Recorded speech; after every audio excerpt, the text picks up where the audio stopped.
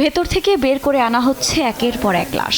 ধর্মীয় অনুষ্ঠানে গিয়ে এত মানুষের মৃত্যু যেন কিছুতেই মেনে নিতে পারছেন না স্বজনরা। তবে স্থানীয় সময় মঙ্গলবার এমন ঘটনাই ঘটেছে ভারতের উত্তর প্রদেশের হাথরসে সৎসঙ্গ নামের এক ধর্মীয় অনুষ্ঠানে।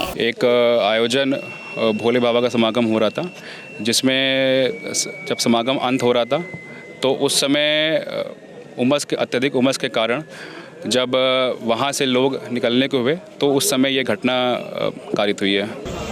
স্থানীয় গণমাধ্যমের বরাতে জানা যায়, এই ধর্মীয় অনুষ্ঠানে যোগ দিতে দেশের বিভিন্ন প্রান্ত থেকে জড়ো হতে থাকেন মানুষ। তবে শেষের দিকে হুড়োহুড়ি ধাক্কাধাক্কিতেই এত মানুষের প্রাণহানির ঘটনা ঘটেছে বলে জানা গেছে।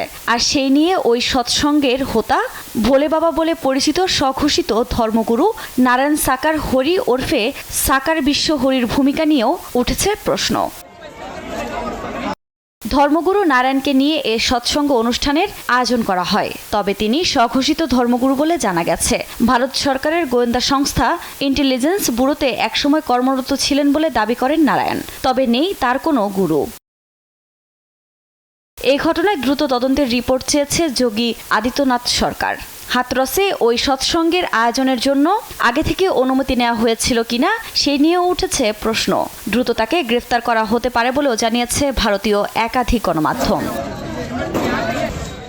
এর আগে করোনাকালে বিধিনিষেধ এড়িয়ে হাজার হাজার মানুষকে সৎসঙ্গ করে সমালোচনার জন্ম দিয়েছিলেন এই ধর্মগুরু। তবে এবারই প্রথম নয়, এর আগেও ভারতে ধর্মীয় অনুষ্ঠানে পদদলিত হয়ে বহু মানুষের হতাহতের ঘটনা ঘটেছে। আফরিন মৌ, নিউজ ডেস্ক, দেশ টিভি।